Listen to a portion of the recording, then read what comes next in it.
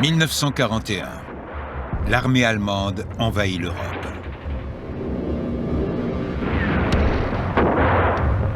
Une grande partie de la France est occupée.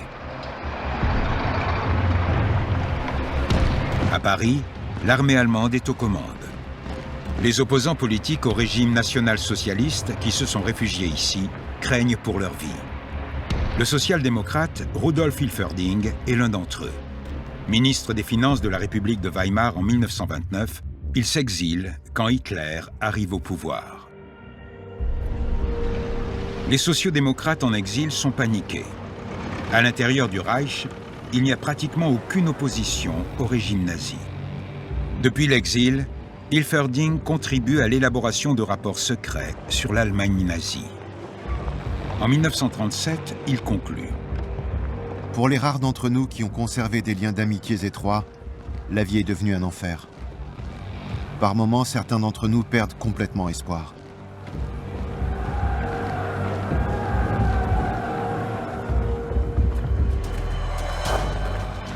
Les Allemands semblent en majorité soutenir Hitler. En février 1941, Hilferding est arrêté en France. Les sbires d'Hitler déversent leur haine sur ce social-démocrate juif. Il meurt dans cette prison parisienne dans des circonstances inexpliquées. En Allemagne, sa mort passe inaperçue. Il est important de comprendre pourquoi la démocratie a si vite échoué en Allemagne. Elle ne s'est pas éteinte, elle a été anéantie. Et le processus a réellement débuté en 1928, lorsque des groupes et des individus très puissants de la société allemande ont décidé qu'il était temps de faire reculer les changements démocratiques qui ont eu lieu en 1918 et 1919. Ils ont entrepris de détruire activement la démocratie. «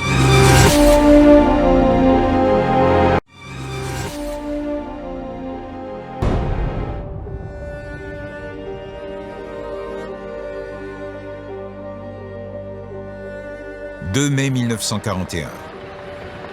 De hauts dignitaires nazis se réunissent à Berlin. Herbert Backe, secrétaire d'État à l'alimentation et l'agriculture du Troisième Reich, préside la réunion. Herbert Backe est en quelque sorte le prototype du nazi parfait, à la fois fanatique, idéologique et très pragmatique. À l'ordre du jour, le massacre de millions de personnes par le biais d'une famine organisée. Le Hungerplan, plan de la faim, doit être mis en œuvre juste après l'invasion de l'Union soviétique par la Wehrmacht. De grandes quantités de céréales et de bétail seront détournées pour nourrir l'armée du Troisième Reich. Le plan prévoit des millions de morts par famine. Il s'agit d'une politique délibérée visant à affamer la population civile soviétique. Elle fait partie intégrante du plan militaire allemand. La victoire devait être facile, il suffisait d'affamer la population. La première année, le plan prévoyait 12 millions de morts, et puis très rapidement 30 millions de morts. Le concept est tellement monstrueux, horrifiant. Herbert Backe et son équipe ont donné tous les détails du plan lors du sommet de Berlin. Le Hungerplan n'est qu'une partie de la vaste stratégie de destruction.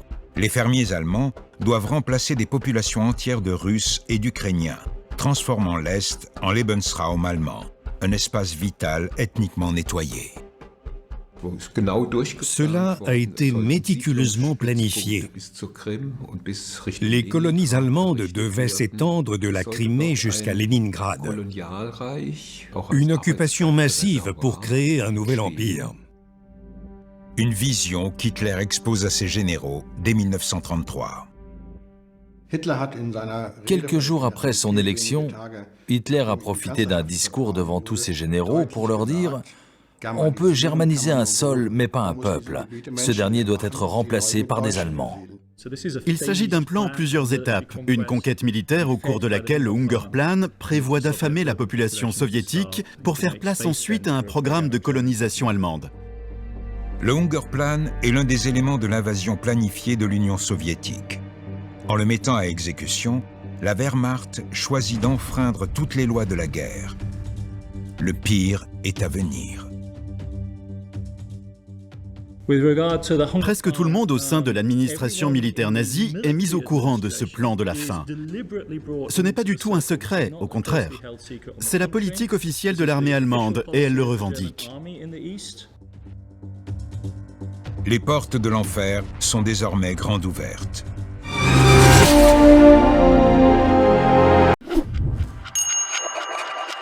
Bonjour à tous. Aujourd'hui, on va parler d'Étienne de la Boétie. La Boétie est un homme de lettres français du XVIe siècle. Il appartient au mouvement de l'humanisme et il est principalement connu pour un texte dont vous connaissez probablement le titre, qui s'intitule « Le discours de la servitude volontaire », un texte écrit aux alentours de 1546 et publié une trentaine d'années plus tard. Et ce qu'il faut noter, c'est que la Boétie n'avait pas plus de 18 ans lorsqu'il a écrit ce texte, ce qui témoigne de la précocité de cet auteur et de sa grande maturité intellectuelle. D'ailleurs, certains commentateurs n'ont pas hésité à définir la Boétie comme un Rimbaud de la pensée. Vous savez que Rimbaud a écrit son œuvre poétique entre 16 et 18 ans, et qu'il est mort très jeune, à 37 ans. La Boétie, quant à lui, étant mort à 32 ans. Il se trouve que c'est ce discours de la servitude volontaire qui a déclenché la célèbre amitié entre la Boétie et Montaigne, puisqu'après avoir lu ce texte, Montaigne voulut rencontrer son auteur, et il est vrai que Montaigne et la Boétie partageaient une clairvoyance, une subtilité et une finesse d'analyse qui ne pouvaient que les réunir. Et donc, le discours de la servitude volontaire fut la seule véritable œuvre écrite de la Boétie, et il s'agit d'un ouvrage qui a particulièrement marqué les esprits, un ouvrage extrêmement bref, qui se lit en à peine 1 heure, et qui constitue un réquisitoire contre le pouvoir absolu. C'est un texte d'une grande radicalité qui n'a rien à envier au texte anarchiste du XIXe siècle. Et même si au XVIe siècle, l'anarchisme à proprement parler n'existe pas, on peut voir dans le discours de la servitude volontaire une forme de proto-anarchisme dont les courants libertaires modernes se sont grandement inspirés. Seulement voilà, la grande différence entre la vision de la Boétie et la vision des anarchistes modernes, c'est que, selon la Boétie, si le peuple est dominé, c'est parce qu'il accepte d'être dominé. Pour la Boétie, la servitude des opprimés est une servitude consentie. En d'autres termes, les opprimés sont tout autant, voire davantage responsables de leur situation que les oppresseurs. Et donc, le grand contresens à ne surtout pas commettre à propos de ce texte, ce serait de croire qu'il pourrait se résumer à une dénonciation de la tyrannie. Mais en résumant le discours de la servitude volontaire à une dénonciation de la tyrannie, on passe à côté du message véritable de ce texte. On passe à côté de son sens profond. Car la particularité de la Boétie, c'est qu'il critique la tyrannie non pas du point de vue du tyran, non pas du point de vue de celui qui exerce la tyrannie, mais du point de vue de ceux qui la subissent, du point de vue du peuple. Et vous allez voir dans cet audio à quel point cet élément a son importance. Pour comprendre la particularité de la thèse de la Boétie, il est nécessaire de partir de la croyance collective qui circule, notamment dans les milieux dits contestataires, à propos de la domination politique. Cette idée consiste à dire que défendre la cause des opprimés impliquerait automatiquement de faire porter notre discours sur le pouvoir. Défendre la cause des opprimés, ce serait dénoncer les oppresseurs. Et c'est ainsi que s'est constituée au fil du temps une véritable tradition de la critique. Une tradition de la critique guidée par une stratégie de dénonciation des puissants.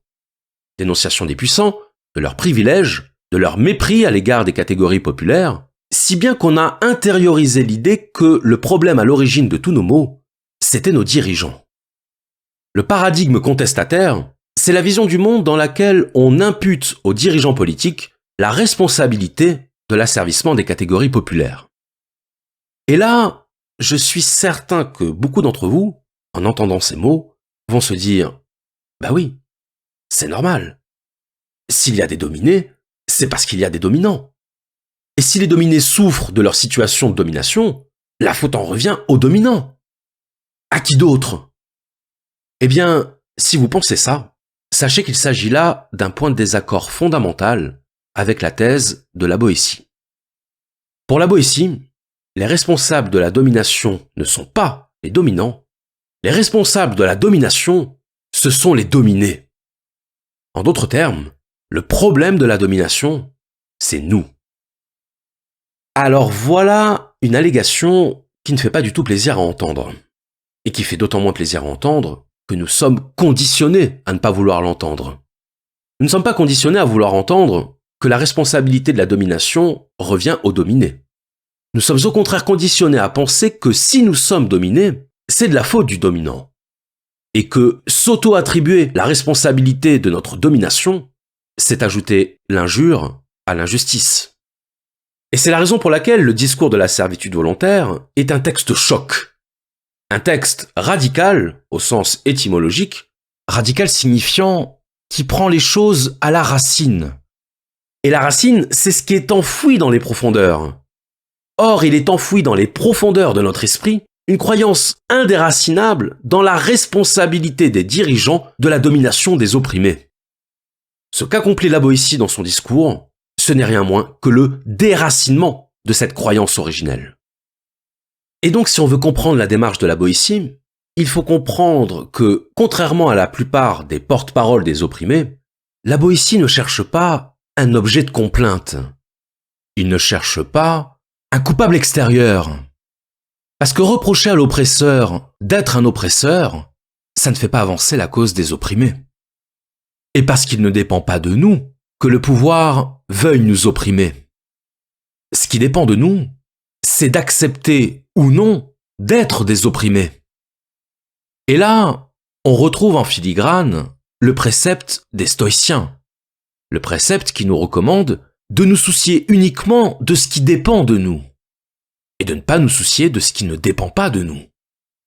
Or, il ne dépend pas de nous que le pouvoir veuille nous opprimer. En revanche, il dépend entièrement de nous laisser opprimer.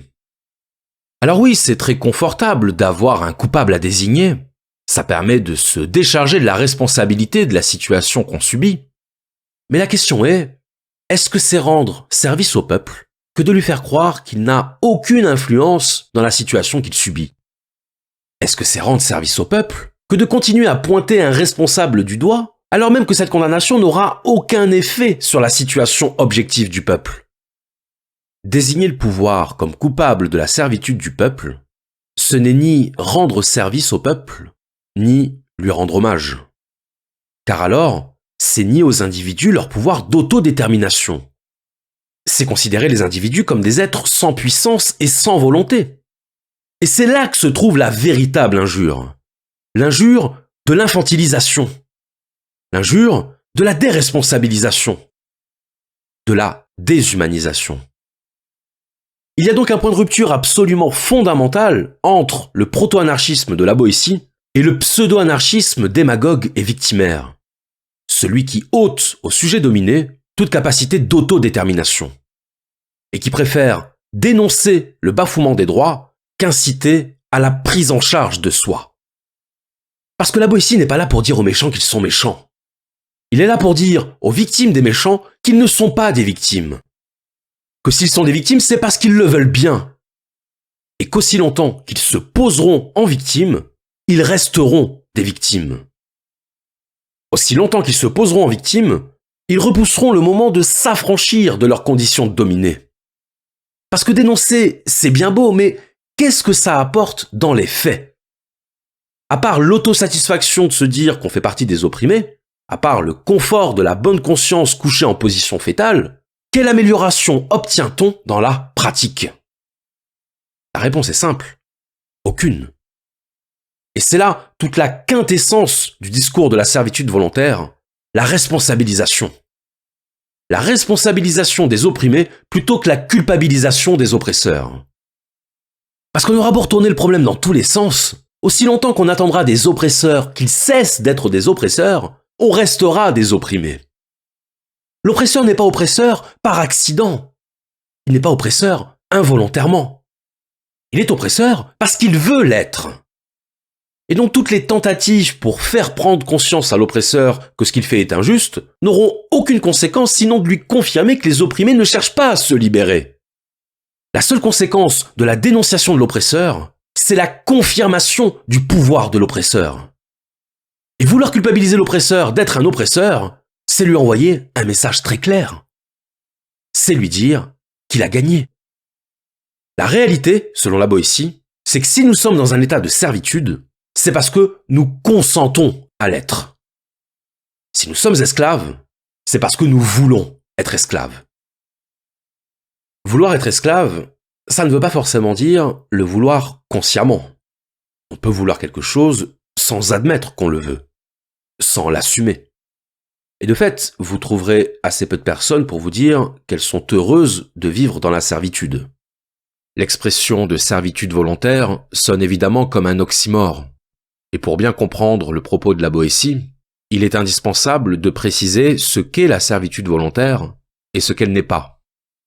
La notion de servitude volontaire ne renvoie pas à la psychologie du syndrome de Stockholm.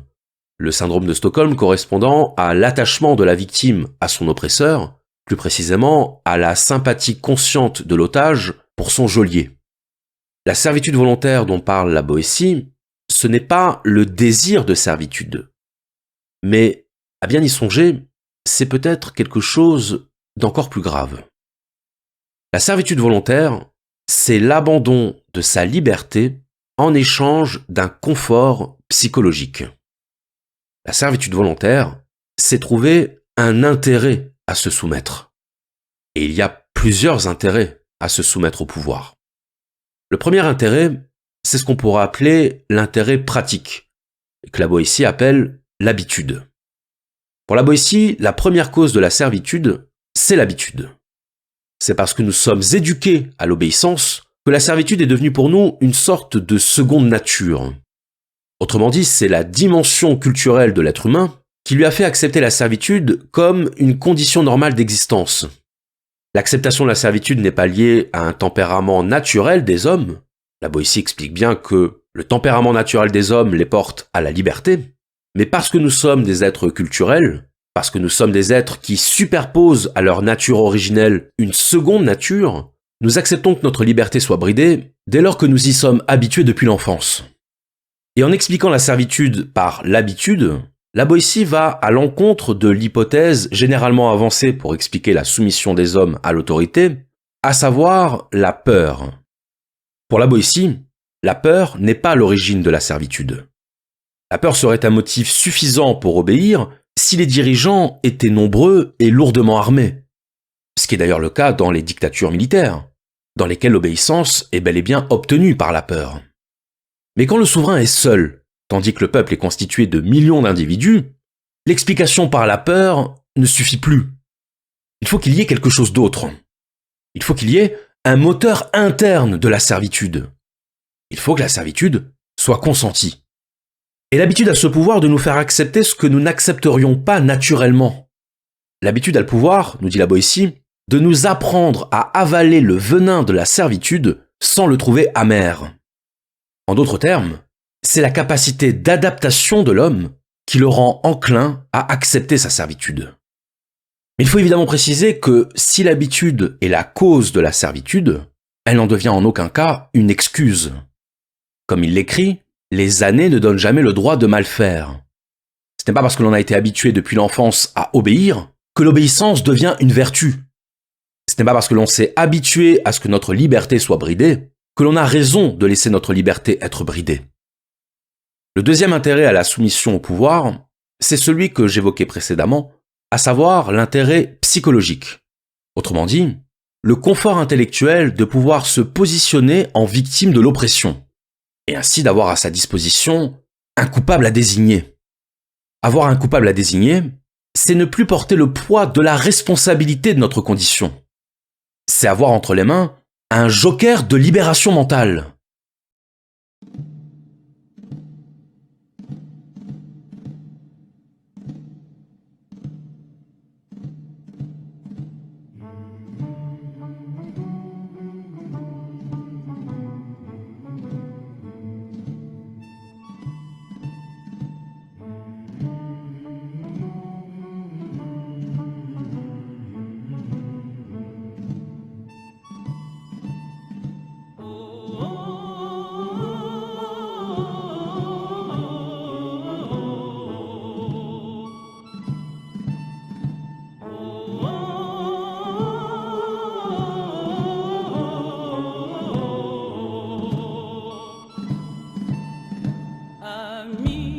entends-tu le vol noir des corbeaux sur nos plaines?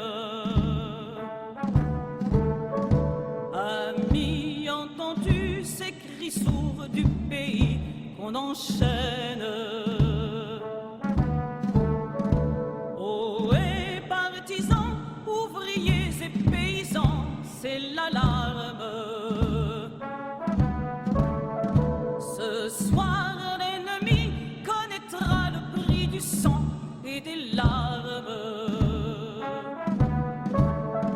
Montez de la mine, descendez des collines, camarades. Sortez de la paille, les fusils, la mitraille, les grenades. Oh, et les tueurs à la balle et au couteau, tuez vite. Oh, et saboteur, attention à ton fardeau, dynamite. C'est nous qui brisons les barreaux des prisons pour nos frères. La haine à nos trousses et la faim qui nous pousse la misère. Il y a des pays où les gens creux des lits font des rêves. Ici, nous vois-tu, nous on marche et nous on tue, nous on crève. Ici, chacun sait ce qu'il veut, ce qu'il fait quand il passe. Ami, si tu tombes, un ami sort de l'ombre à ta place. Demain, du sang noir séchera au grand soleil sur les routes.